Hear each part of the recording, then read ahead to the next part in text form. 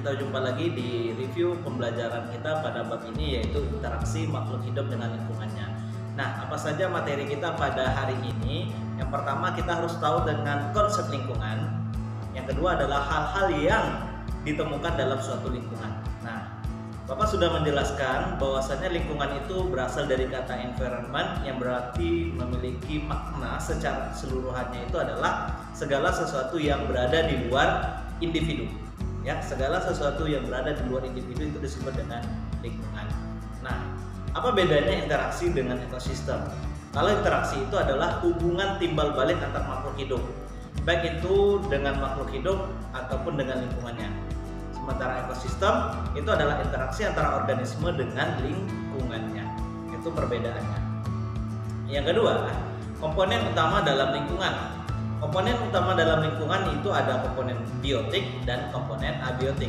Komponen biotik itu berarti adalah komponen yang berasal dari makhluk hidup. Apa saja? Tumbuhan, hewan, manusia. Sementara komponen abiotik yaitu adalah terdiri atas dari benda-benda yang mati atau yang tak hidup seperti air, tanah, udara, cahaya, batu, meja, kursi dan sebagainya. Ya. Nah, komponen penyusun ekosistem ini ada 6. Pertama individu, kedua populasi, ketiga komunitas, keempat ekosistem, kelima bioma, dan keenam adalah biosfer. Nah, kita bahas satu persatu. Individu itu apa? Individu itu adalah merupakan zat tunggal. Ya, contoh, Bapak sendiri berarti seorang Bapak. Ya, ada seekor anjing, seekor harimau, itu adalah individu karena dia sendiri, merupakan zat organisme tunggal. Yang kedua itu adalah populasi. Populasi itu adalah individu yang sejenis. Contoh, ya, ada populasi cewek, ada populasi cowok, ada populasi hewan, misalnya hewan anjing atau hewan ikan dan sebagainya. Nah, jika dia dalam kategori sejenis, itu disebut dengan populasi, individu sejenis. Sementara untuk komunitas yaitu adalah dari berbagai populasi yang ada di dalam lingkungan. Contoh tadi, ada populasi cewek, ada populasi cowok. Jika digabungin akan membentuk suatu komunitas. Apa namanya? Manusia. Sama dengan komunitas lingkungan. Ada di situ ada hewannya, ada di situ tumbuhannya, ada di situ misalnya airnya. Itu adalah komunitas. Sementara ekosistem adalah interaksi antara organisme dengan lingkungannya. Berarti ada satu pautnya antara air, ya, antara air dengan hewan, antara air dengan tumbuhan, antara tanah dengan tumbuhan dan sebagainya. Itu adalah ekosistem.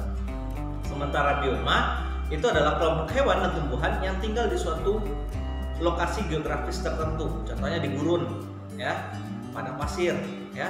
Nah, contoh hewannya apa? Ada onta dan sebagainya. Ada penguin yang hanya berada di kutub. Nah, itu dia. Terakhir, yaitu adalah biosfer.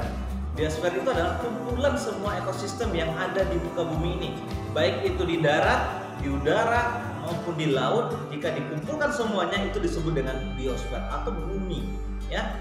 Nah, bumi kita ini. Nah, itu dia. Materi yang kedua yaitu adalah interaksi dalam ekosistem dan saling ketergantungan dalam ekosistem. Apa saja? Nah, saling ketergantungan antara makhluk hidup dengan lingkungan. Ada komponen biotik, ada komponen abiotik. Biotik memerlukan abiotik, ya. Contohnya, tumbuhan memerlukan tanah untuk hidup, ya. Dan tanah juga memerlukan air. Nah, itu berarti antara abiotik dengan abiotik, makhluk tak hidup dengan makhluk tak hidup. Manusia membutuhkan udara untuk bernapas. Nah, itu dia salah satu ketergantungan. Dan semua makhluk hidup itu memiliki ketergantungan dengan makhluk.